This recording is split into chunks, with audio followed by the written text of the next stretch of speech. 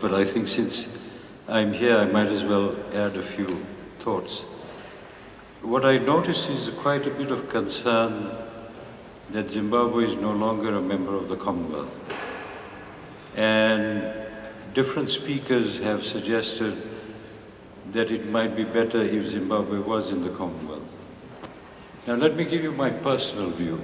My personal view is that it was a great pity that politically things developed in such a way that by end of 2003, Zimbabwe withdrew from the Commonwealth. It's a very complicated history of the time of the relationship between Zimbabwe and the Commonwealth Secretariat, and between Zimbabwe politicians and politicians in some countries, particularly in countries like Britain, Australia, New Zealand and Canada. This is within the Commonwealth. Whether one accepts or doesn't accept the arguments and counter-arguments of both sides in 2002, one can say, okay, the Commonwealth Observer Group decided that the elections were marred by violence, etc., etc.